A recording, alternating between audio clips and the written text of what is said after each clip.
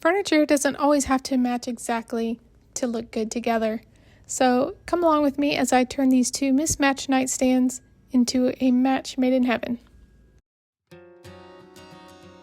Hey guys, it's Jessica. Welcome back to my channel, Hail House Designs, where I share DIY tips, tricks, and furniture flips. I found this piece on Facebook Marketplace and it was only 13 bucks, so I was happy to see the quality of it when I went to pick it up. It's made by Ethan Allen and solid wood. I ended up selling one of the nightstands in our guest room because it matched another nightstand I had done pretty well, and I wanted to try selling it as a set since the single nightstand was taking forever to sell, and those sold in one day. So once my husband said he liked this piece too, I decided to go ahead and use it in our guest room. This smaller end table is also in our guest room, and I can't even remember where I picked it up, but I purchased it with the intention of flipping it also quite a while back. And when we moved into this house, with the guest room being a little smaller, I just ended up sticking it in there for now. So I'm going to take both of these pieces and try to make them a coordinated set.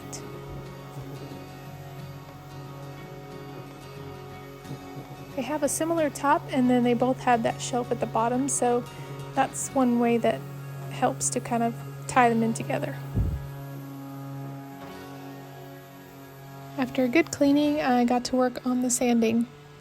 So you do want to clean before you sand, because if there's any dirt and gunk on the piece and you just start sanding it right away, it can gum up your sandpaper and also drive that stuff down into the wood. So you want to clean first, then sand, and then clean it again. The smaller table, I had noticed some cracks when I was sanding it on the side of the top, and then on the side of the piece as well, where it seems to have a veneer. It was kind of chipping off, and rather than trying to remove that and not knowing what's underneath, I just decided to go ahead and fill those in, and as well as some cracks on the feet. So I used a little trick my dad taught me, and that is to take the sawdust from the sander and mix it with wood glue to make some wood filler, and that way it should match the piece that you're working on. And once it's dry, you just sand it smooth.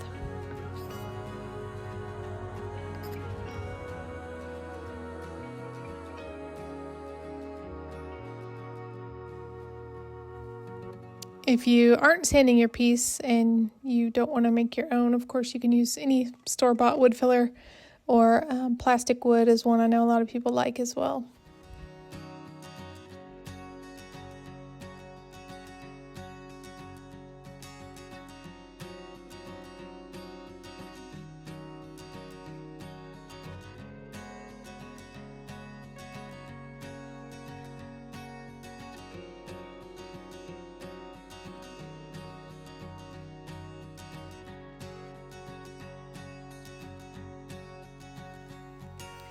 So for the legs, I'm going to try and mix up a darker shade of the color that I already have in that room behind the bed.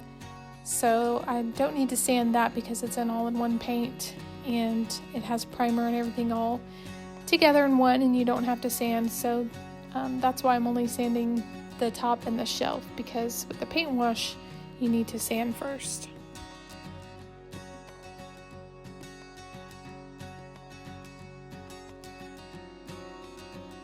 The headboard in our guest room is a dark wood, so I want them to coordinate with that, but I had an idea to try doing the paint wash first on the top and then the lower shelf, and then adding a gel stain over that and see how that came out.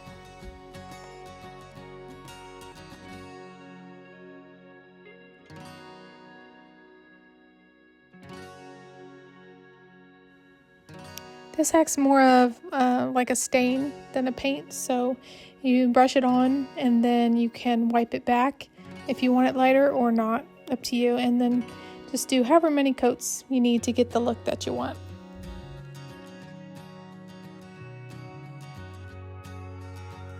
paint wash can be done with any color of paint that you want, and it's just a mixture of paint and water. You can start with 50-50 and then just kind of see where you want to go from there. If you want it more translucent, of course you would add more water. If you want more color, then less water.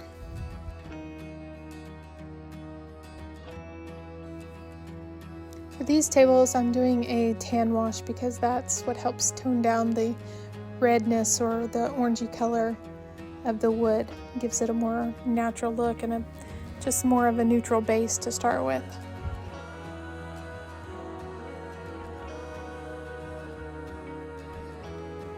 You can apply this with whatever you like. I like to use the cheap little chip brushes and go in the same direction of the grain, and that way if there are some lines in it, it just helps to keep that wood look.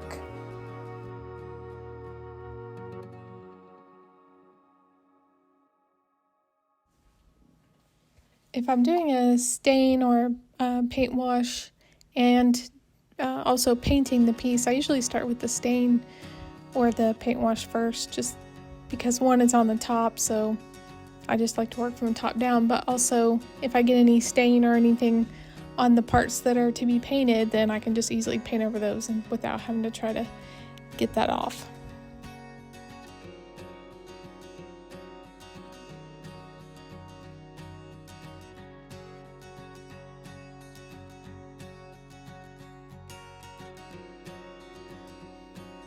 Once that was dry, I went back in with a gel stain. This is Mixwax brand that I'm using, and it's an oil-based product. So again, I use the chip brush to apply it, and then I go over it with this big deck staining brush that has really soft bristles, just to help blend it in better and not look so streaky or blotchy.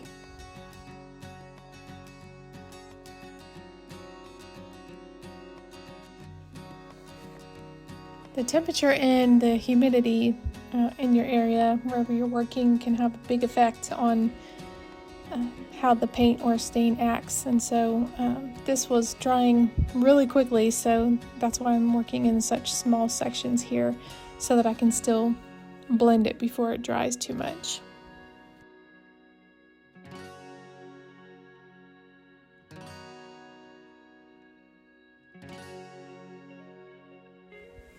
If you want more pronounced grain lines, you can also use a small hand broom instead of or after the deck staining brush.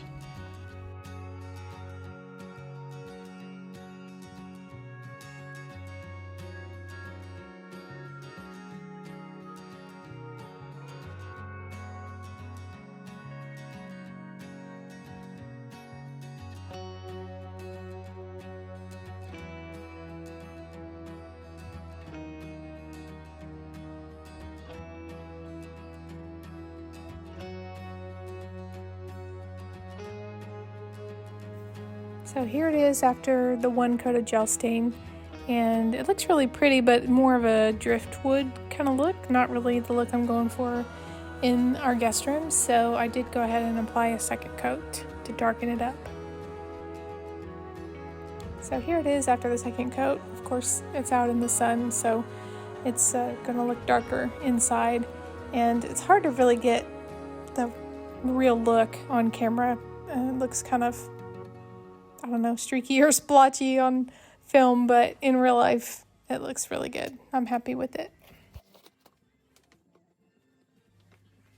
So even though I did clean the legs with the crud cutter, I do always use Heirloom Traditions surface prep that they recommend prior to painting, because it does slightly etch the surface and help the paint to stick.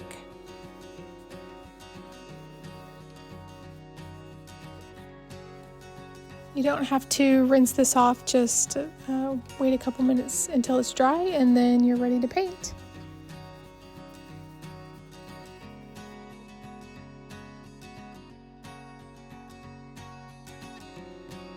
I decided I better go ahead and tape off these legs so that I don't get any paint on the parts that I already stained.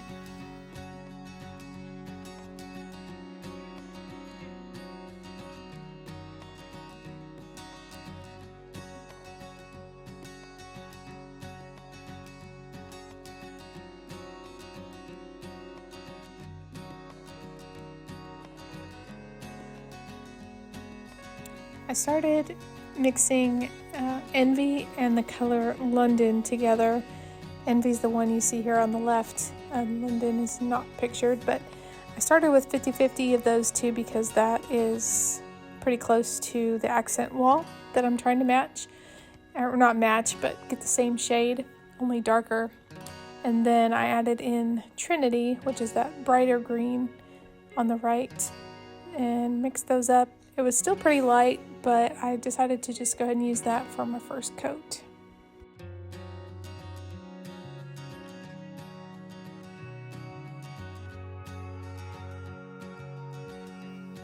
When I'm painting furniture, I always try to go from the top down, just so that I can try and catch any drips or runs as I go along. And I mostly use the round brush from Heirloom Traditions. It really does work best. I've tried a few different types of brushes, and theirs really does seem to work the best with their paint. But this time I did add a little bit of Floetrol to the paint to just have less brush marks, and it seems to be working pretty well. And then I use either a foam brush or just those cheap little artist brushes that you can get anywhere that have all different shapes and sizes of brush heads on them, just to get in any crevices or any of the details of the piece.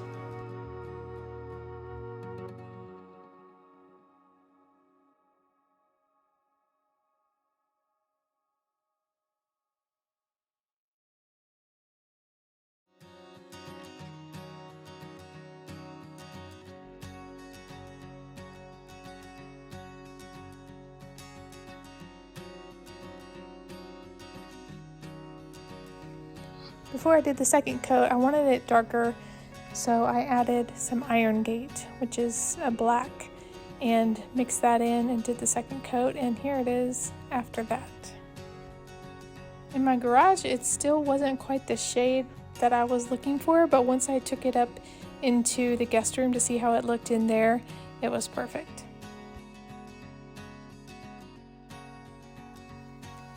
I don't mind having some nicks and dings in the pieces that I'm doing for myself because they are antiques, and that's kind of the charm of redoing an old piece. But after I painted, these are right on the front and were more noticeable than I would like, so I did go ahead and use some Quick Wood, which is an epoxy based wood filler.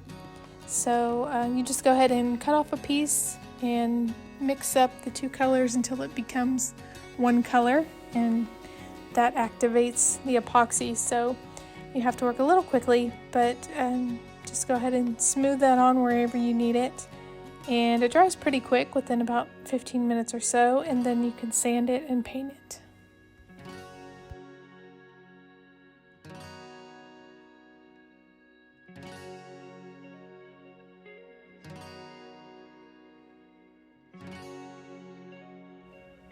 I also like the Quick Wood because it doesn't seem to shrink or crack like some of the other wood fillers do.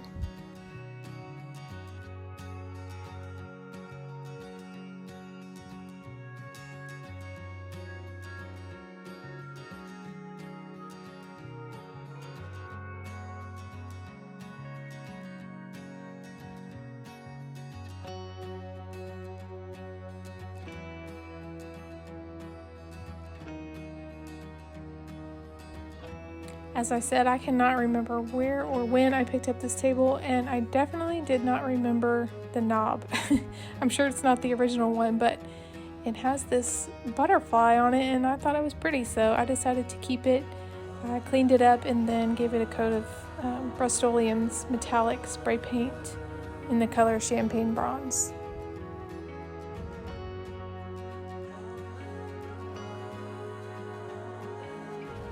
And right about now, when watching this back, is when I noticed that the hole for the hardware is not exactly centered, but since I'm just keeping it for myself, I'm not going to worry about it right now.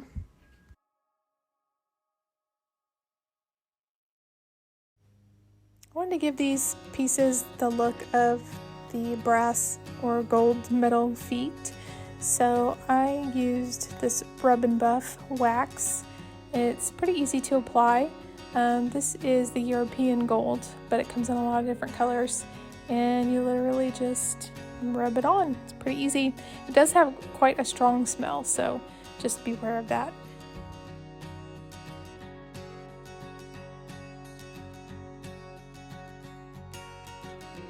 Another reason I wanted to do this was to tie the two pieces in together, so not only will they have the same stain and paint, they both have the bottom shelf, and they both will have these gold feet.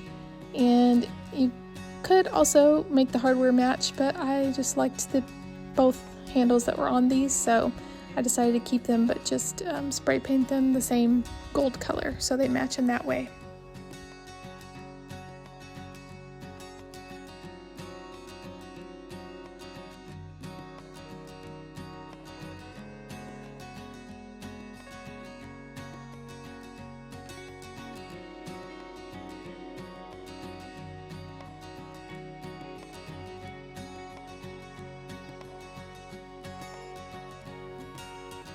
Can't always see everything in my garage with the lighting, so I like to do some last minute touch-ups inside where I have better lighting, so just went ahead and did that while I was waiting for the feet and the wood filler to dry.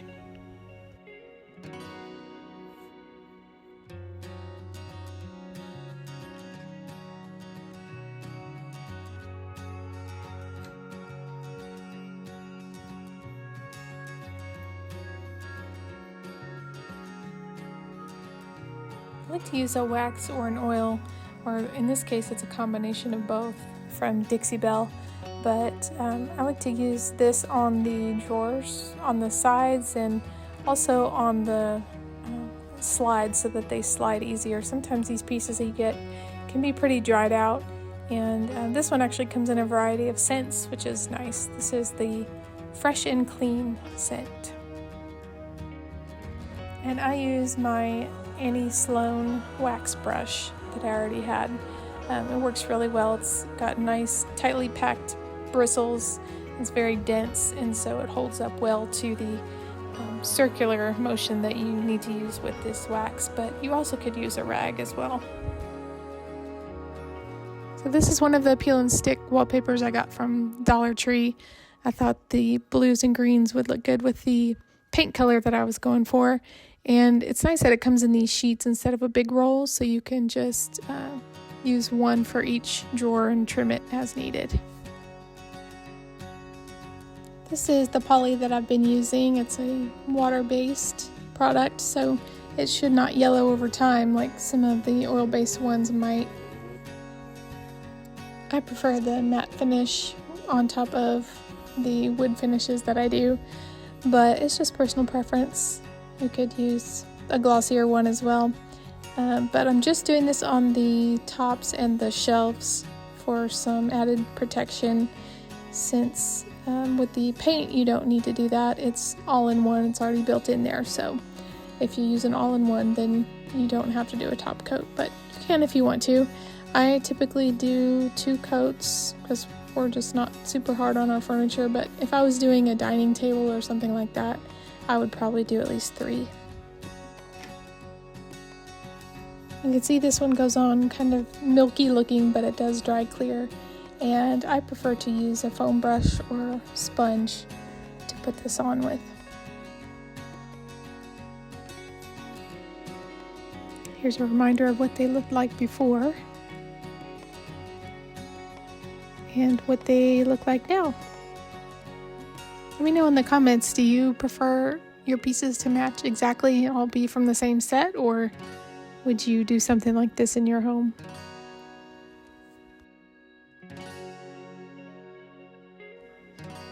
Here they are in the guest room, and I'm really happy with the color. It's a couple shades darker than the wall behind it, which is exactly what I was wanting. So, by the way, what would you name this green color?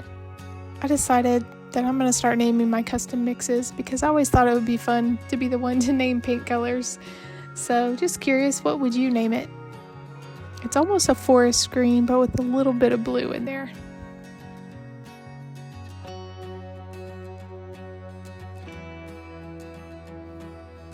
Thanks so much for watching. Be sure and check out some of my other videos and hit that subscribe button. See you next time.